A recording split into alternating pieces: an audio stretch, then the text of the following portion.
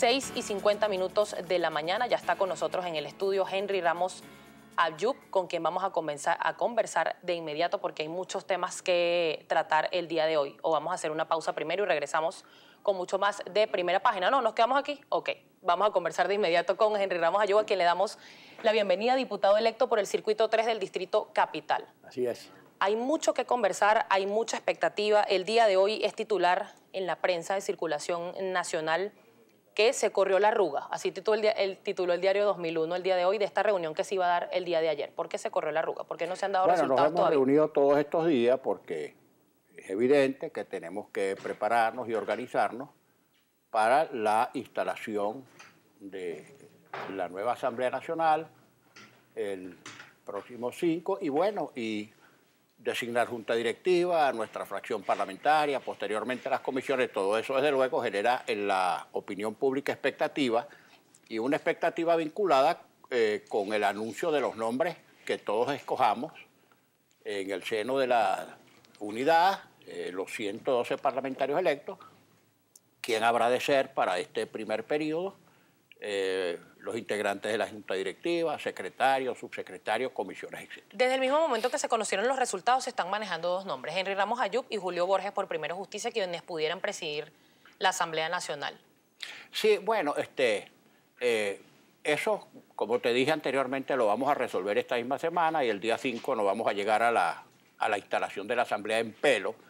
Incluso se han hecho algunos contactos para garantizar la normalidad de la instalación de la Asamblea el día 5, se designó una comisión de enlace, aspiramos a que el perímetro, como siempre ha ocurrido, la seguridad del perímetro sea garantizada por la Fuerza del Orden Público, por la Guardia Nacional, que se le permita el acceso a los invitados internacionales. Es decir, que exista la normalidad que siempre ha existido en la instalación del Parlamento sin ningún tipo de sobresalto, porque lo que está esperando la opinión pública es que los poderes públicos se instalen y funcionen normalmente. Yo creo que, bueno, previamente nosotros, en el seno de nuestra fracción, es decir, de los 112 diputados electos, tomaremos las decisiones, haremos las designaciones. Aquí no va a haber ninguna catástrofe, ningún cataclismo. Que si es A, los partidarios de B se van a molestar o van a desatar la guerra mundial, o al revés. Yo le puedo transmitir a todos los venezolanos, a toda la gente, a los que votaron por nosotros y a los que no, a todo el pueblo venezolano, que se mantengan en situación de absoluta normalidad, porque nosotros vamos a instalar la Asamblea y vamos a elegir nuestra directiva y vamos a funcionar como poder autónomo. En esta misma silla el día de ayer estuvo el diputado por el Estado Miranda, Julio Borges, reelecto por el Estado Miranda, y él aseguraba que se estaba estableciendo una serie de normas como una especie de gobierno interno dentro de la Asamblea Nacional en la alianza opositora para dar precisamente seguridad o cumplimiento a que la labor legislativa pues, se desempeñe con normalidad. ¿De qué va este gobierno interno? Sí, yo vi el programa de Julio ayer aquí, también vi después el programa de la intervención del diputado Arle Herrera, que es un factor importante del gobierno. Mira, por supuesto que siempre hay que dictar normas, porque cuando hay normas se evitan las improvisaciones. Por ejemplo, mira, nosotros aprobamos en julio del año 2015, a los fines de garantizar la integración de todas las fuerzas políticas, la adopción del Comando Único de Campaña, de la tarjeta única que fue tan importante, etcétera, etcétera, un conjunto de normas que están completamente vigentes. Por eso a veces uno se sorprende o se alarma cuando uno escucha en la opinión gente que toma partido por unas u otras propuestas diciendo, bueno, esto es primero y esto es después. No, mira, en ese conjunto de normas que nosotros aprobamos, repito, en julio de 2015, hace apenas 5 meses, para garantizar la integración de todos los factores, que en definitiva fue lo que nos trajo como consecuencia este excelente resultado electoral, una serie de normas y de principios que son principios rectores y están clarísimos. Mira, ahí prometimos 3 cosas. En primer lugar, bueno, el cambio político.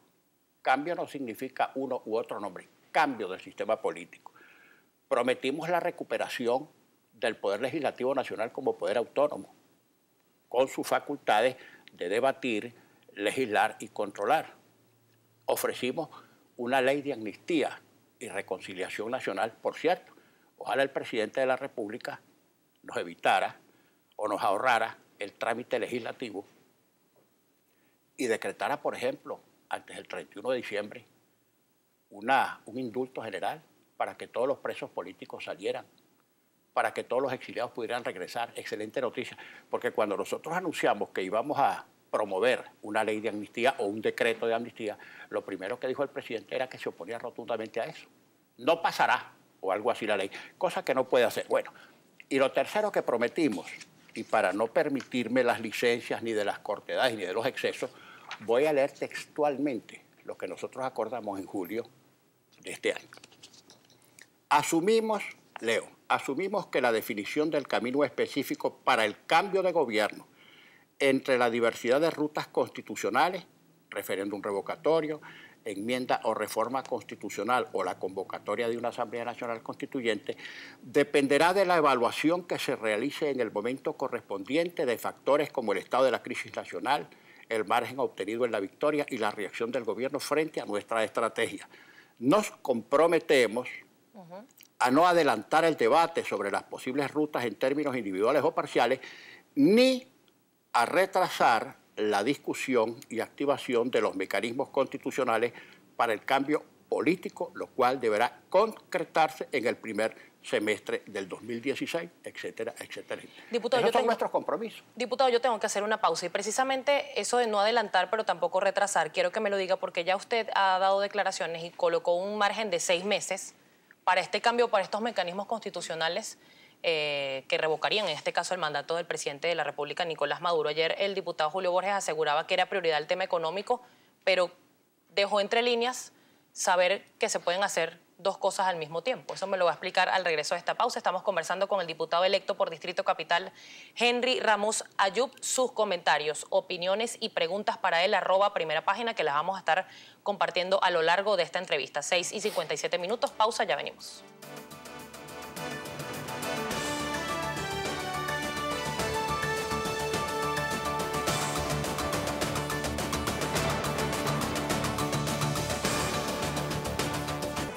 Una salida constitucional del presidente. Se puso como margen, o según las declaraciones que reportaron los principales medios de comunicación de nuestro país, usted colocó un lapso de 6 meses. El día de ayer el diputado Julio Borges aseguraba que la agenda ya estaba definida, que se iban a presentar, o primero Justicia en particular presentó el día de ayer 4 leyes y él aseguraba que el tema económico obviamente era prioridad, pero que se podían hacer dos cosas a la vez. ¿Cuál es realmente la agenda o el planteamiento? Bueno, en primer lugar, aclarar cosas, porque yo no pretendo el copyright, el derecho de autor sobre una cosa que no es producto de mi ocurrencia, de mi imaginación. Vuelvo a leer solo una línea de este documento. El cambio debe concretarse en el primer semestre de 2016. Eso fue lo que firmamos todos. En el primer semestre del 2016, o sea, en los primeros 6 meses. Ese fue nuestro compromiso y eso es lo que tenemos que hacer para honrar la oferta electoral que hicimos. En cuanto a prioridades, mira, a mí me parece de verdad ese tema de que primero es lo político o primero es lo económico, etcétera. Es imposible que tú agarres una especie de bisturí y hagas una disección y digas por aquí lo político, por allá lo económico y acullá lo social. No. Es un problema integral y tienes que abordarlo todo al mismo tiempo. Ahora, ignorar que la situación económica y social es consecuencia de decisiones políticas es no ver la realidad. Mientras sigamos con este esquema político, y cuando digo esquema político es el que ha representado el gobierno en los últimos 17 años, no va a haber cambio económico ni va a haber cambio social. El paquete de leyes que tenemos que aprobar, la primera entre todas, porque es emblemática, es la ley de amnistía para la liberación de los presos y el regreso de los exiliados, puede estar perfectamente acompañada al mismo tiempo por otras leyes económicas, etcétera, sociales, que son también muy importantes. Pero fíjate, yo voy a parafrasear lo que dijo un célebre procesalista italiano, Carneluti. No hay ley que sea mejor ni que esté por encima que el gobierno que debe aplicarla. Nosotros en la Asamblea vamos a legislar bien para todos los venezolanos, no para unos sí y para otros no, para todos los venezolanos, leyes justas de profundo contenido social y económico. Ahora, esas leyes quien las tiene que ejecutar es el gobierno, a quien le corresponde la ejecución de las leyes. Ahora, si nosotros aprobamos excelentes leyes... ¿Ah? ¿Es viable que se le dé el visto bueno a la ley de amnistía en este caso? Pero por supuesto, es emblemática para nosotros. Ahí están los... ¿Cómo no va a ser prioritario la liberación de los presos políticos y el regreso de los exiliados? Claro que es altamente prioritario, tan prioritario como, por ejemplo, dictar leyes para ver cómo salimos de este atolladero económico, de este conflicto social, de esta especie de caldera de presión que si estalla o si revienta nos va a llevar a todos. Por eso digo, es absolutamente artificiosa la disección y decir por aquí el problema político, veamos si es o no prioritario, por aquí lo social, por aquí lo económico. Todo es prioritario. Y repito, mientras tengamos este esquema político, el mismo de los últimos 17 años, que es lo que nos ha traído hasta aquí, no vamos a tener resueltos ni los problemas económicos ni los problemas sociales porque el gobierno, es decir, el régimen político no está dispuesto a cambiar.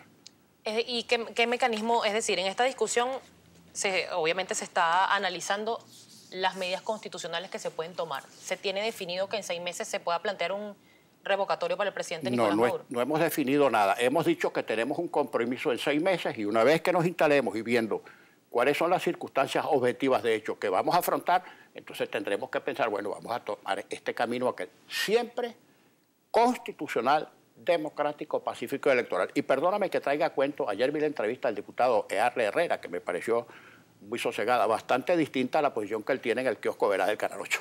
Pero bien, él mismo dijo que bueno, que si se plantea una solución democrática, constitucional, pacífica y electoral, ellos tendrían que afrontarla y que asumirla. Porque es que frente a una solución, te repito, constitucional, democrática, pacífica y electoral, los venezolanos no tenemos sino que acatar o que cumplir lo que resulte de esa solución, que es pacífica, que es democrática, que es constitucional y que es electoral. Con lo que no podemos estar de acuerdo ninguno es con un golpe, con una salida de fuerza, con un arrebatón ni nada que se le parezca. ¿Okay? Ayer, fue titular el día de ayer, unas declaraciones que diera el gobernador del estado Miranda, Enrique Capriles, que aseguraba que no era, o que el pueblo no quería que se revocara el mandato del presidente Nicolás Maduro, por lo menos no por ahora, aseguraba el gobernador del estado Miranda. Bueno, ¿cuál es su opinión al respecto? ¿Hay una unidad en sí o hay aristas dentro de la misma? Yo prefiero no evaluar esas declaraciones ni en un sentido ni en otro, no sea que yo caiga en terrenos en los que no quiero caer. Hay declaraciones unas y otras, respetemos el disenso, son apreciaciones. Yo, la apreciación que tengo es la que acabo de expresar aquí. Que si el pueblo no quiere que salga o que sí salga, mira, y no permitamos que se nos divida, que un poco a veces nuestras propias declaraciones dan tela para cortar, que unos estamos por salir del presidente ya y otros porque se quede el presidente hasta el final del último día del periodo constitucional. No nos adelantemos, veamos las cosas. Y en el momento oportuno, más allá de las declaraciones, a conveniencia de uno o de otro, tomemos la decisión a que haya lugar que yo estoy seguro va a ser la mejor. ¿Okay? Diputado, estábamos hablando hace segundos de la ley de amnistía y precisamente algunos televidentes nos están escribiendo a través de nuestra cuenta en Twitter, @primera página, sobre ese tema. Por acá nos escribe la señora Noraida, @Noraida Judith. ¿Y será que con la ley de amnistía van a sacar a Lorenzaled y sus compinches? Por Dios, esa gente es golpista. ¿Qué le responde? Yo no voy a emitir juicio de valor, a lo mejor ella piensa eso, otros pensamos que debe salir en libertad porque está preso por razones, imputaciones de carácter político. Mira, yo a la señora que me formula esa pregunta, que seguramente me hace la pregunta porque tiene una tendencia, una ubicación política, se ve claramente, yo le recordaría simplemente, por ejemplo, el presidente Chávez dio un golpe de Estado que generó numerosos muertos y heridos, civiles inocentes, que no tenían nada que ver ni con el golpe ni con el estatus político que estaba vigente en la época. Y el presidente Chávez fue indultado por el presidente Caldera, fue sobreseído. Bueno, y salió en libertad. Primero promovió una actitud abstencionista, después sus asesores políticos lo convencieron de que compitió y ganó la presidencia. Pero fue indultado. Y en el golpe de febrero de 1992, el 4 de febrero, hubo una gran cantidad de muertos, civiles y militares, y de heridos y de damnificados. Y sin embargo, bueno, operó la solución política del indulto con las consecuencias que todos conocemos. Entonces no podemos seguir con una especie de catálogo apostrofando o estigmatizando al que incurrió en algún acto contrario al gobierno o manifestó, etcétera, porque eso quedó atrás. Y si no hay amnistía o si no hay indulto, no hay posibilidad de que los venezolanos nos reconciliemos. Y por un lado quienes ponen presos y por otro lado otros que están presos. Eso no es bueno para el país como totalidad. Por eso digo, un excelente mensaje que el propio presidente, ojalá Dios lo alumbre, tiene varios días callado, antes del 31 de diciembre emita un indulto para que todos salgan en libertad. Luego de que se apruebe esa ley de amnistía, recordemos que la oposición venezolana tiene la mayoría calificada en la Asamblea Nacional, pues obviamente hay poderes del Estado que han sido denunciados por la oposición de que no son independientes. ¿Qué acciones hay que tomar, por ejemplo, con el Ministerio Público o con el Tribunal Supremo de Justicia También para que esta ley pueda ser viable? Nuestro compromiso también está aquí en este documento. Ojalá pudiéramos publicarlo en extenso en todos los medios de comunicación. Aquí está también nuestro compromiso de revisar el funcionamiento de los poderes públicos, porque fíjate, en materia jurídica, ¿quién nombra? Disciplina. Ahora, cuando uno dice quien nombra disciplina, no quiere decir que si la Asamblea Nacional nombra a alguien, la va a tener atada o amarrada para que ese poder público designado haga lo que al legislativo le dé la gana. No. Pero recordemos que los dos únicos poderes nacionales electos por el pueblo son el presidente de la República, que lo es por mayoría relativa, y la Asamblea Nacional, donde está representado, aún en diversos diputados, el 100% del sufragio nacional. Ahora, por supuesto que es nuestro deber no solamente nombrar, sino revisar la actuación de esos poderes. Esos poderes no son institutos autónomos, que una vez que los designa la Asamblea se van por la libre a hacer lo que quiera. Y es evidente que en todos estos años la Fiscalía y la Contraloría no han actuado en estricto apego a sus funciones constitucionales y legales, sino que de alguna manera han sido cajas de resonancia o altavoz del Ejecutivo Nacional. Entonces, eso hay que abordarlo. Repito, si queremos abordar la crisis política, que es evidentemente también una crisis de poderes, no podemos taparnos un ojo y decir solo por aquí y no por allá. Tenemos que ver con los dos ojos y tenemos que abordar todo al mismo tiempo. Diputado, tengo que hacer una pausa y rápidamente quiero que me conteste. ¿Se tiene previsto en agenda de la mayoría parlamentaria de la oposición interpelar a los actuales ministros del gabinete del presidente Maduro? ¿Lo respondo ya o luego? Bueno, una de las funciones de la Asamblea Nacional es interpelar, debatir, discutir, legislar, controlar.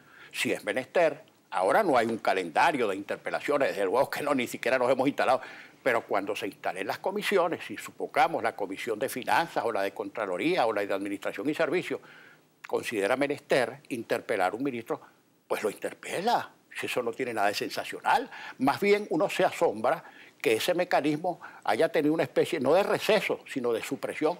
Entonces, la Asamblea durante años ha dejado de interpelar ministros. Así que la interpelación no es tampoco una batalla campal de una guerra, sino un mecanismo parlamentario habitual mediante el cual el legislativo cita a un funcionario de cualquier rango para hacerle preguntas sobre su gestión, averiguaciones, etcétera, para que la comisión después tome sus conclusiones. Es un mecanismo absolutamente normal. Vamos a seguir conversando al regreso de esta pausa comercial con el diputado electo por Distrito Capital, Henry Ramos Ayub. Recuerde escribirnos @primerapágina, que vamos a seguir muy pendientes de sus comentarios y sus preguntas para el diputado Ramos Ayub. 7:11 de la mañana. Vamos a la pausa y regresamos con mucho más de Primera Página. Estamos conversando con él y se genera muchísima expectativa. Estamos a los días previos ya de la instalación del nuevo Parlamento Nacional. Una de las expectativas es qué influencia va a tener este Parlamento Comunal que fue juramentado por el actual presidente de la Asamblea, Diosdado Cabello. ¿Van a tener alguna influencia en el periodo legislativo? Bueno, esa pregunta es muy interesante y además muy oportuna. Mira, después del resultado del 6D, algunas personas del gobierno, y yo creo pues que a su cabeza el diputado Diosdado Cabello, nos dejó una especie de campo minado para que cuando entremos ahí, no sé, será que él piensa que no vamos a ejercer. Entonces nos instala allí un Parlamento Comunal que no tiene base constitucional y que en los anteriores 5 años jamás había sesionado ni una sola vez. Y ahora la instala en el hemiciclo de lo que antes fue el Senado de la República, que sesione como una especie de parlamento paralelo. En el caso de ANTV, agarra y emite un decreto y le transfiere la concesión, no sé por qué, a unos trabajadores allí, los deja como en un limbo. Y los trabajadores están muy angustiados porque no saben ahora cuál es su estatus. Si no están en la Asamblea según el decreto de Diosdado Cabello. Claro, esa acción se toma porque supuestamente usted iba a votar a la gente de ANTV. Yo no dije nada. Yo lo que dije fue lo siguiente, por supuesto, el gobierno con su enorme inventiva para distorsionar todo y para tratar de crear monstruos donde no existen, empezó a tratar de estimular a los trabajadores, pero ya los trabajadores se dieron cuenta de la estafa que les hizo Diosdado Cabello. Entonces, fíjate, ¿qué dije yo? Dije que el sistema nacional, y ratifico y reitero que el Sistema Nacional de Medios Públicos, incluyendo ANTV, no garantizan la información veraz y oportuna, que es un derecho constitucional de todos los venezolanos. No necesito probar los hechos notorios que alguien prenda o sintonice alguno de los medios del Sistema Nacional de Medios Públicos para que se dé cuenta que lo que estoy diciendo es una verdad que se explica por sí misma, es evidente por sí misma. Bueno, ¿qué dije? Que ANTV ha estado en manos de una burocracia, que no son los trabajadores, por cierto, esos trabajadores protestan contra esa burocracia. Entonces, quien dirigía ese canal levantó una polvareda, una lalaca, diciendo que íbamos a descabezar a los empleados, cosa que es absolutamente falsa. Ahora, yo dije también, y eso significó que inmediatamente profesionales acreditadísimos del medio celebraran la declaración que dije, que había que abrir las puertas de la Asamblea para que tuvieran libre acceso todos los medios de comunicación nacionales y extranjeros, impresos y radioeléctricos, como siempre fue, porque no podemos depender solamente para comunicarnos con el exterior, para que se sepa qué pasa adentro de la Asamblea, solo de ANTV, porque la señal depende de Conatel. Entonces, si Conatel nos baja el switch, quedamos incomunicados. Entonces, esa es una precaución de la Asamblea frente a un Conatel, que es un mecanismo de ejecución del Poder Ejecutivo Nacional. Mira, esto no admite discusión. Por cierto, una de las leyes más importantes que tenemos que sancionar es la referida a los medios de comunicación social, para que puedan garantizar la información veraz y oportuna. No es posible que los canales de televisión, dependiendo de si les renuevan o no la concesión, tengan que pasar agachados, quedarse callados, voltear para el otro lado, o sea, comprometiendo incluso su autoridad comunicacional frente a la gente que empieza a culpar. Mire, ese canal está vendido, mire, ese canal es del gobierno, mire, ese canal silencia a la oposición, porque son canales permanentemente chantajeados por ese organismo extorsivo que es Conatel. Eso no puede seguir siendo así. A los medios impresos, bueno, no les dan papel. No, les dan un poquitico de papel para que medios circulen, para limitar la información. Bueno, eso hay que regularlo de alguna manera, porque el objetivo es garantizar que los venezolanos tengan acceso a la información veraz y oportuna que le garantiza la Constitución como derecho. Y ese derecho no es regulable, ni es administrable, ni es propiedad del gobierno, por Dios. Diputado, mucho se ha dicho también de la eliminación de leyes por parte de la oposición. Desde el Partido Socialista Unido de Venezuela se denuncia que ustedes, luego de asumir algunas de las leyes que han mencionado que van a eliminar, es la Ley Orgánica del Trabajo. ¿Esto es una realidad? ¿Ustedes van a eliminar las misiones? ¿Le van a quitar la casa a la gente? Mira, menos mal, gracias a Dios, que la gente no le creyó a un gobierno embustero ninguna de sus mentiras. En la campaña electoral dijeron, van a perder la gente de la tercera edad, si gana la oposición le van a quitar las pensiones, a los que viven en apartamentos de la misión vivienda los van a sacar afuera. Menos mal que la gente no le creyó, porque si les hubiera creído, la oposición no hubiera obtenido este resultado. Todo lo contrario. ¿Sabe lo que vamos a hacer?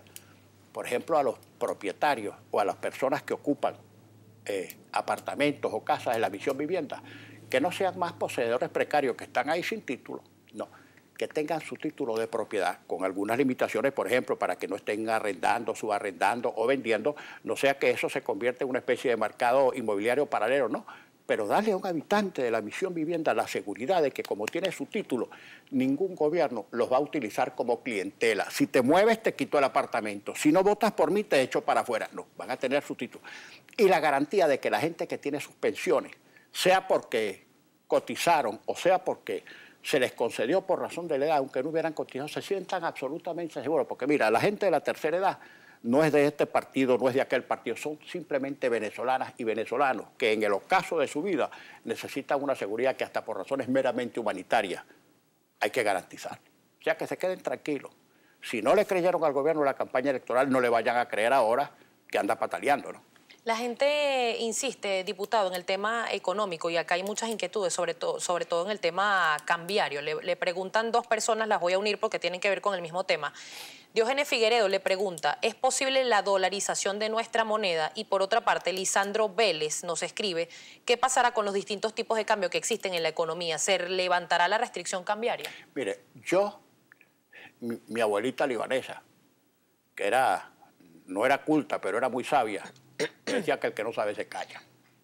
Y como yo en esa materia tan complicada, que para que opinen los especialistas en eso, que saben más y mejor que uno, esperemos cuáles son los estudios que hagan sobre la posible unificación cambiaria, que si la dolarización, etcétera, para que se tomen las medidas a que haya lugar, pero no se olvide lo siguiente, quien tiene que tomar esas medidas es el Ejecutivo, porque es el administrador de la Hacienda Pública Nacional, porque es quien está controlando lamentablemente el Banco Central, que era autónomo y que ahora no lo es, que es el que ordena la emisión o la restricción de la moneda, que es el que determina los encajes bancarios. Toda esa política depende del Ejecutivo. Por supuesto que los economistas que saben de esto mucho podrán dar consejos y hacer sugerencias, pero si el gobierno no toma las medidas, ¿qué pasa? Fíjate la inflación. ¿A quién le van a echar la culpa de la inflación? ¿Al imperio? ¿A la derecha? ¿A la oligarquía? ¿A la burocracia? ¿A quién? La inflación ha sido, es y será siempre, como en todas partes del mundo, la consecuencia económica de decisiones políticas. Si el gobierno insiste en tener cada vez más bolívares con los mismos dólares, terminará cada vez en más bolívares de menor valor. Ahora, con los ingresos petroleros reducidos enormemente, ¿qué va a seguir el gobierno? ¿Seguir emitiendo dinero inorgánico? Aquí tiene la inflación más alta del mundo. Aquí sabemos todos que el poder adquisitivo del supuesto bolívar fuerte, que esa es una de las peores humillaciones que se le ha hecho al nombre del Libertador, ponerle a la moneda bolívar fuerte. Bueno, han pulverizado la moneda. Mira, si uno dijera algo para que la gente se haga una idea, un billete de 100 bolívares tiene menor poder de cambio, vale menos que el precio del papel y de la tinta donde está impreso. Imagínate tú eso. Bueno, eso es lo que ha traído esta política económica y esta política cambiaria. ¿Dónde fueron a parar? Se dice fácil. 1.500.000 millones de dólares. Y ahora en el primer trimestre, este que viene, no tenemos ni siquiera con qué pagar la deuda, que es de 12.000 billones que se vence, entre la de PDVSA y la de la República. Abastecimiento de comida para 15 días. Abastecimiento de medicinas para 20 días.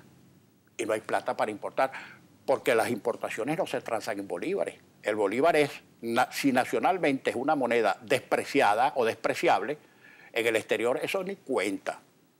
Nadie sabe que esa moneda existe. Todas las transacciones internacionales para comprar comida, licinas, bienes de capital, repuestos, lo que sea, se transan en dólares. Bueno, no tenemos dólares. ¿Por qué no tenemos dólares? Vaya usted a ver, porque ingresos en 17 años tuvimos per cápita más que ningún otro país del mundo en cuanto a dólares. ¿Y hoy qué tenemos? Las reservas casi que liquidadas, no tenemos que comprar comida. Entonces, que le eche la culpa a que bajó la producción o a que bajó el precio del dólar. Bueno, así como el gobierno decía que cuando subía el precio del petróleo era consecuencia de la paradigmática y genialísima política petrolera del presidente Chávez, ¿qué pasa ahora con que el petróleo bajó? Mira, el alza o la baja del precio del petróleo no es obra ni resultado de la imaginación de ningún estadista, ni cuando sube ni cuando baja. Es el mercado, y el mercado no lo controla una persona, sino, bueno, una cantidad de factores. Precisamente quería que conversáramos al regreso de esta pausa comercial que tenemos que hacer a esta hora. ¿Cómo va a ser la estrategia para eliminar o para minimizar las colas? Una de las promesas de campaña de la oposición para estas parlamentarias era que la última cola que iban a hacer los venezolanos era para ir a votar el 6 de diciembre.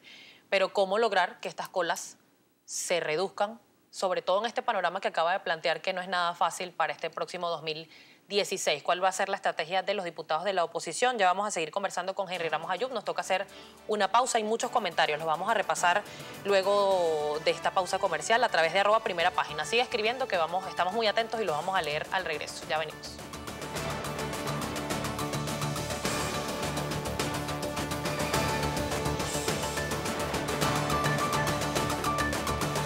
Seguimos conversando con el diputado por el Distrito Capital, Henry Ramos Ayub, por la mesa de la Unidad Democrática. Le preguntaba antes de irme a la pausa que una de las promesas de campaña había sido que la última cola que iban a hacer los venezolanos iba a ser para votar el próximo 6 de diciembre. ¿Cómo hacer que esta realidad se acabe? El día de ayer, el diputado por Miranda, Julio Borges, aseguraba que era prioridad o era necesaria una ley de producción nacional. Sí, todas esas leyes son necesarias. Ley de producción nacional, estímulo a los productores, garantías para el que quiere invertir, tenga seguridad de su inversión, que tú puedas atraer incluso inversión extranjera, porque solo nadie puede. ¿Qué es lo que ha pasado con la producción en manos del Estado? Yo hacía en estos días a través de las redes sociales una pregunta al gobierno. Por favor, infórmenle al país cuál es la situación de las unidades una vez productivas a las que el gobierno le puso la mano por confiscación, por invasión, por expropiación o por lo que fuera. y me refiero a edificios, fincas, fábricas, pequeñas y medianas industrias, hagan un inventario. Y esto lo decía yo a propósito de una queja de Lácteos Los Andes, que creo que era lo único que medio funcionaba, que está paralizado y que ni siquiera le arriman materia prima, porque eso se volvió un desastre en manos de unos burócratas que están allí. Ahora, ¿cuál es la situación de la producción nacional? Bueno, absolutamente menguada, quebrada, y a los que producen los tienen contra la pared. O los acusan de imperialismo, de acaparadores, de explotadores de la gente, quieren que produzcan por debajo de costo, y eso no existe en ninguna parte del mundo. Nadie puede, ni el panadero, ni el que tiene aves de corral, ni el que cría cerdos o vacas, ni el que produce harina de maíz precocida, ni lo que sea, puede producir por debajo de costo. Tiene que producir para ganar y produce para abastecer. Ahora, ¿qué gano yo con el precio ilusorio de un producto de primera necesidad que no existe? Que no existe porque no lo puede fabricar quien tendría capacidad de hacerlo. Entonces, que el gobierno entienda que a todo lo que le puso la mano fracasó, lo arruinó, lo acabó. Mira, tú sabes lo que va a recuperar, lo que va a costar en este país recuperar la pequeña y la mediana industria que una vez fue orgullo nuestro en aquella política de sustitución de importaciones, aquel lema de compra venezolano. Pero bueno, estamos dependiendo de las importaciones porque no producimos nada, y no producimos nada porque no hay garantías para producir. Nadie va a invertir para arruinarse. Entonces, no va a venir ningún capital extranjero tampoco, porque aquí parece que el que viniera a invertir se considerará enemigo público. Te voy a poner un caso, y perdóname la digresión. Las grandes compañías transnacionales, que además tienen posibilidades de inversión en cualquier parte porque tienen garantía, y ninguna de esas transnacionales, cuya propiedad es de N accionistas esparcidos en todo el mundo, ninguna transnacional de esa va a venir aquí para que cuando produzca no puede repatriar ni siquiera ganancias para distribuir dividendos. Entonces, ¿qué hacen esas transnacionales que están aquí? Empiezan a comprar apartamentos, terrenos, casas para taparse, esperando que alguna vez puedan vender eso, dolarizarlo y sacar sus ganancias. Porque a una señora jubilada de Nueva Zelanda o a un obrero metalúrgico de los Estados Unidos, que todos tienen sus colocaciones y sus ahorritos en este tipo de empresas, la empresa no le puede decir, mira, es que yo no te voy a dar dividendos porque yo lo que tengo es bolívares fuertes y no los puedo dolarizar. Y no te los puedo dar porque en ese país no permiten que yo te pague dividendos. Entonces, ¿qué pasa? No vienen las inversiones. Y aquí a veces el gobierno pensara como que si este fuera el país paraíso para que venga la gente a caerse a trompadas para invertir. No, señor, las transnacionales tienen enormes posibilidades de inversión en N países del mundo, que saben lo importante que es que los capitales extranjeros inviertan para producir, porque eso termina generando empleo en el país, valor agregado en el país, etcétera, etcétera. La economía es mundial. La economía no es de aquí solamente, la economía está mundializada y globalizada, es mundial. Y el que no quiera entender eso, pues bueno, ¿cómo se hace? Diputado, la participación del Twitter continúa. Por acá le escribe el señor Ildemaro Murillo. Implementarán una ley de Contraloría anticorrupción. Nada hacemos con activar producción sin minimizar ese flagelo. Bueno, sí, claro. Mira, yo le ruego a la audiencia que me dispensen, porque la verdad es que las propuestas que hay son tantas, todas interesantes, que uno tendría que evaluarlas. Y es verdad, hay que atacar en muchos frentes. La gente que produce se queja, mira, los que producen o los que importan se quejan de la matraca. Tú a veces le preguntas a un importador, pero bueno, chico, ¿cuánto te costó esto? ¿Por qué vale esto? Bueno, porque hay que ver lo que tengo. Te lo dicen, ¿cómo me tengo que bajar de la mula para que me legalicen el container? Digamos, el container me cuesta 100 y entre el depósito en el bolipuerto. Porque todo eso depende del gobierno. Puertos, aeropuertos, almacenaje, depósito, caleta de los barcos. Bueno, entonces hay que bajarse de la mula en una alcabala sin fin de coimas, de comisiones. Entonces, por supuesto, cuando el importador logra finalmente poner el producto en el mercado, calcula todas las comisiones que ha pagado y, en definitiva, esas comisiones las termina pagando el consumidor. Por acá le pregunta Miguel Arrieta, diputado Ramos Ayub. No olvide que se debe acabar el absurdo estado de excepción en la frontera, que solo ha traído exclusión y atraso. ¿Se puede revertir esta medida? Sin comentarios, tiene toda la razón quien me lo pregunta. Mira, la información que da la gente que vive en la frontera es información patética, es información conmovedora. Bueno, ¿quién decreta el estado de excepción? El gobierno.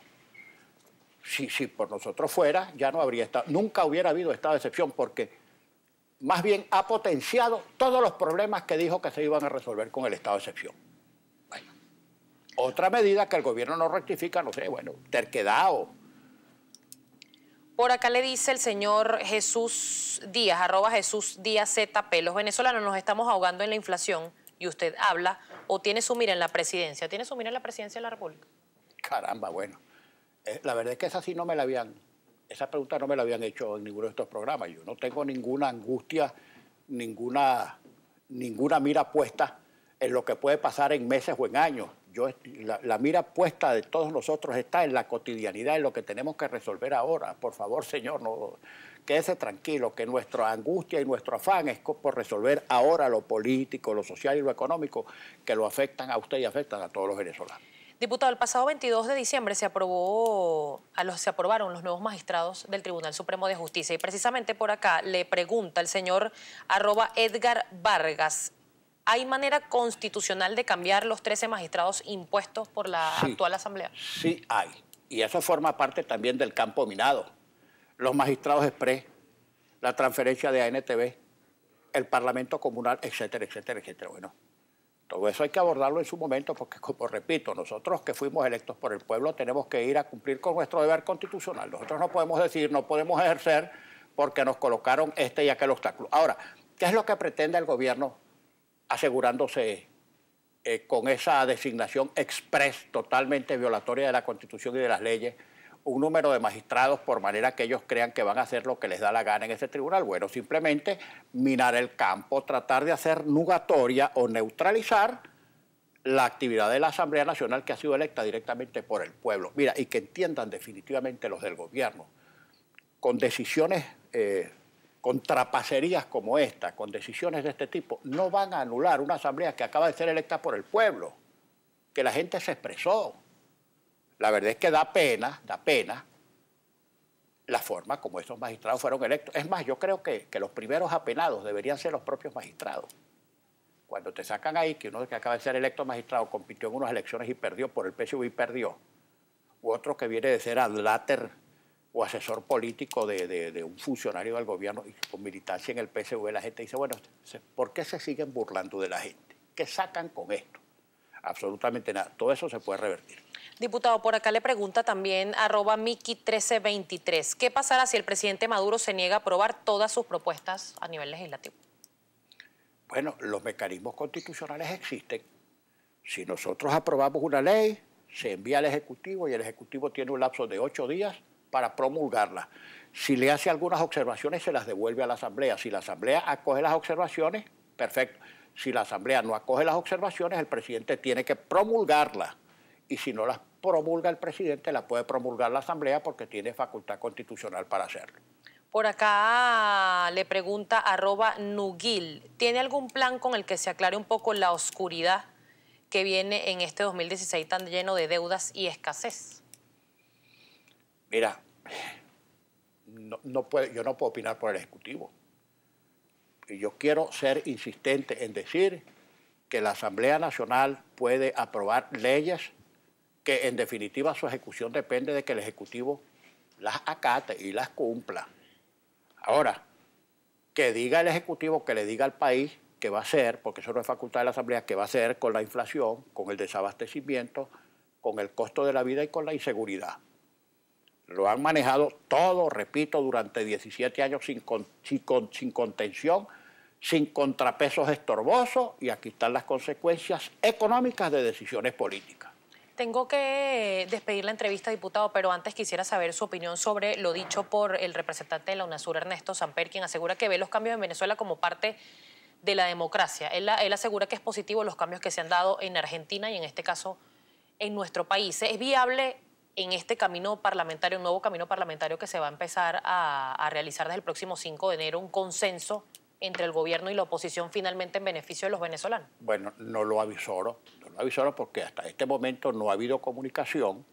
Es lógico que no la haya habido porque recién acabamos de leer, pero una vez que el Parlamento se instale, el Parlamento es un poder que está constituido. Yo espero no creo que vaya a incurrir el Ejecutivo en la insensatez de decir que el Poder Legislativo recién electo no existe.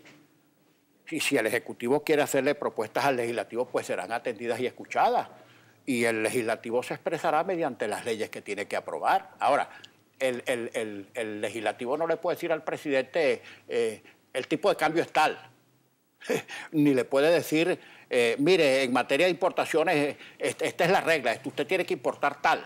No, su facultad es el Ejecutivo. Él es el administrador de la Hacienda Pública Nacional. Lo que hay que decirle al gobierno es que cumpla con su deber, que se deje de atavismos ideológicos, que rectifique, que se dé cuenta que este modelo en el que sigue empecinado, no sé si es que no se atreve o no tiene capacidad interna en el PSV para rectificar porque lo acusen de traicionar a la revolución, el espíritu del comandante eterno, etcétera, etcétera. Pero el gobierno tendría que rectificar, por Dios, que haga una evaluación de la catástrofe de su política en los últimos 17 años, que pudieron financiar durante un tiempo mientras tuvieron un barril de petróleo a más de $100, ingresos en dólares inimaginables, pero eso se acabó. Ahora tienen que ver qué hacen con la crisis. Tienen que ver qué hacen con la crisis. El legislativo, angustiado, ojalá todos los venezolanos, independientemente de su color político, fueran al mercado sin hacer cola o consiguieran los productos para abastecerse. Ojalá que una madre lactante le pueda conseguir, una madre le pueda consumir a su hijo en época de lactancia leche, y no tenga que hacer esas colas horribles. Ojalá puedan conseguir pañales para los niños o para la gente de tercera edad y no andar bachaqueando por ahí a pagarlo a precios exorbitantes. Ahora, ¿de quién ha dependido esa crisis, esa catástrofe? ¿De quién? De la política económica del gobierno. Muchísimas gracias al diputado Henry Ramos Ayub, diputado por el Distrito Capital en la Asamblea Nacional, por habernos acompañado, haber madrugado con nosotros el día de hoy, este martes 29 de diciembre.